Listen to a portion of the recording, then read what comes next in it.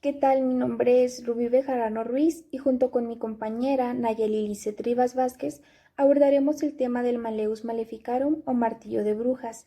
Este es el libro más famoso existente acerca de brujería. Fue escrito probablemente en el año de 1486 y publicado en 1487.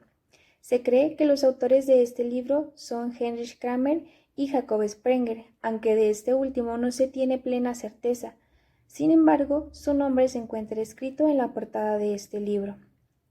Este libro se convirtió en el manual indispensable en contra de la supuesta brujería existente en Europa.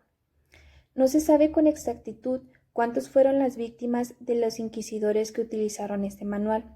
No obstante, se considera que fue un aproximado de 60.000 víctimas, que en su mayoría fueron mujeres. Eran consideradas brujas las mujeres que tenían conocimiento en algunas áreas en específico como la anatomía, la botánica, la sexualidad, la reproducción, entre otras. Además, tenían la obligación de asistir a la iglesia y adoptar las creencias que se les imponían. No podían llevar una vida independiente, por lo que debían de estar casadas, puesto que si no lo hacían, era motivo de sospecha. Estas son algunas de las características que tenían las mujeres a las cuales se les denominaba como brujas.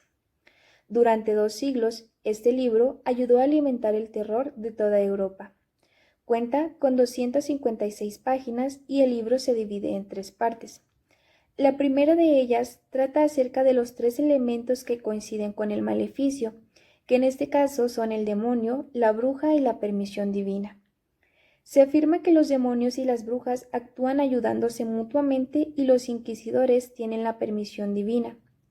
Se explica además qué son las brujas, por qué Dios permite que existan, qué es el demonio y se afirma que el crimen de brujería existe. La segunda parte explica cómo funciona el poder de las brujas, de qué manera se pueden detectar, de qué forma se puede luchar en contra de ellas y cómo se pueden evitar los maleficios. Por último, el apartado 3 es fundamentalmente de carácter procedimental. Ello es porque se regula lo concerniente a los modos de iniciar un proceso en contra de las brujas, la forma de interrogarlas bajo tortura con la finalidad no sólo de obtener una confesión para poder condenarlas y matarlas a sí mismas, sino también para hacer que delataran a más mujeres como supuestas coautoras y que con ello también a ellas se les pudiera someter a tortura. Esta parte se enfoca en la supuesta búsqueda de la verdad. Es un verdadero catálogo para el inquisidor. Se detallan los métodos practicados para enjuiciar, torturar y sentenciar brujas. Ahora bien, de manera general, este libro es una completa guía para perseguir, juzgar, condenar, torturar y matar brujas. Cabe destacar que la mayoría de las víctimas fueron mujeres, pero esto se justificaba absurdamente porque se consideraba que las mujeres, por su supuesta falta de inteligencia, llegaban fácilmente a renegar de la fe, además de que se encontraban dominadas por sus pasiones y afectos desordenados, cosa que no sucedía con los hombres supuestamente. Por lo tanto, para los inquisidores no era sorprendente el bajo número de varones brujos. Gran parte del contenido de las 2 primeras partes de este libro son una manifestación de la inferioridad de la mujer, puesto que hay abundancia de adjetivos absurdamente difamatorios y denigrantes en contra de ellas. Se basa en una ideología que postula la inferioridad del sexo femenino y la superioridad del sexo masculino. Los elementos eróticos y misóginos eran fuertes, como puede esperarse de una sociedad sexualmente reprimida, dominada por varones y con inquisidores provenientes de la clase religiosa. En general, se proyecta la idea de que el género masculino tiene todas las capacidades y que el género femenino ninguna. Hola, soy Nayeli Lisset Rivas Vázquez y les voy a continuar hablando sobre el Malleus. El Malleus Maleficarum, o Martillo de las Brujas, es el más famoso de todos los libros sobre brujería, el cual se publicó en 1487, el que se convirtió desde finales del siglo XV hasta principios del siglo XVIII en un manual indispensable y la autoridad final para los inquisidores, utilizado por jueces, magistrados y sacerdotes, tanto católicos como protestantes, en la lucha contra la brujería en Europa. Esta se trata de una época marcadamente religiosa, en la cual la religión ocupaba un lugar de privilegio en la sociedad, para lo cual el hombre solo ocupaba un lugar subordinado a la omnipotencia divina, por lo tanto se desconfiaba de la razón.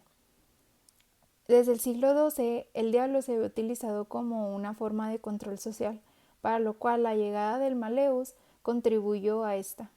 La brujería, en tanto fenómeno sociohistórico, evolucionó luego herejía. Con el Maleus Maleficarum se consideró que las brujas eran autoras del delito de lesa majestad divina, esto es, autoras del delito de herejía. La caza de brujas como fenómeno generalizado caracteriza Europa central a inicios de la Edad Moderna. El Maleus Maleficarum fue la base para la persecución masiva de mujeres por la Iglesia y sobre todo por la justicia civil. Sembró entre teólogos y juristas la idea de una conspiración del demonio para acabar con la cristiandad, y al libro se remitían autores y demonólogos como el inquisidor italiano Bernardo Rategno da Como y el jesuita hispano-belga Martín del Río y el jurista francés Jean Bodin.